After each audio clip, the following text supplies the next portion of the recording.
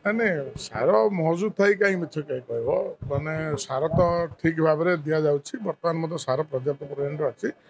ଆଉ ସବୁ ସମୟରେ ଯେତେବେଳେ ଆବଶ୍ୟକ ରହିଛି ପ୍ୟାକ୍ସ ମାନଙ୍କୁ ଦିଆଯାଉଛି ତେଣୁ ନିଶ୍ଚିତ ଭାବରେ କୋଉଠି ନା କୋଉଠି ପ୍ୟାକ୍ସ ସ୍ତରରେ ଯେଉଁ ଅଧିକାରୀମାନେ ରହୁଛନ୍ତି ସେମାନଙ୍କର ଖାମଖିଆଲି ନୀତି ଯୋଗୁଁ ଚାଷୀ ଭୋଗୁଛନ୍ତି ତେଣୁ ସରକାର ମଧ୍ୟ ସେଥିପ୍ରତି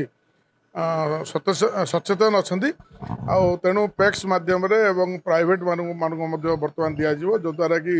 ଠିକ୍ ସମୟରେ ସାର ପାଇବେ ଚାଷୀମାନେ ଏଥିରେ କିଛି ବ୍ୟବସ୍ଥା ମାନେ ଅସୁବିଧା ନାହିଁ ତେଣୁ ବିରୋଧୀ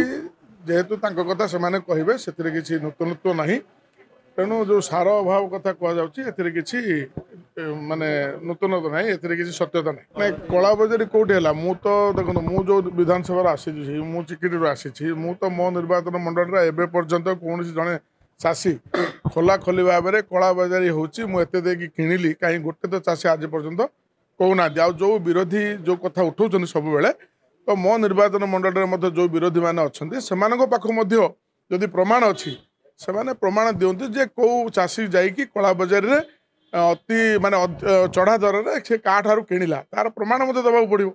ତେଣୁ ଆମେ ସିନା କହିବୁ ଯେହେତୁ ଶାସକ ଦଳରେ ଅଛୁ ବୋଲିକି ତ ବିରୋଧୀ ଯେଉଁମାନେ କହୁଛନ୍ତି ସବୁବେଳେ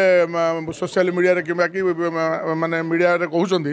ତ ମୁଁ ତ ସେମାନଙ୍କୁ ଆହ୍ୱାନ କରୁଛି ଯଦି ସେମାନଙ୍କ ପାଖରେ ନିଜର ପ୍ରମାଣ ଅଛି କେଉଁ ଚାଷୀ ଯଦି ଲିଖିତ ଅଭିଯୋଗ ଦେଇଛନ୍ତି କି ନହେଲେ ସେମାନେ ବାଇଟ୍ ମିଡ଼ିଆକୁ ଯଦି ଦେଉଛନ୍ତି ଯେ ମୁଁ ଅମୁକ ଜାଗାରୁ ଯାଇକି ଏତିକି ଟଙ୍କାରେ ଚଢ଼ା ଦରରେ ମୋତେ ଆଣିଲି ତ ସେଇଭଳିଆ ପ୍ରମାଣ ଦିଆଯାଉ ତେଣୁ କୌଣସି ପରିସ୍ଥିତିରେ ମଧ୍ୟ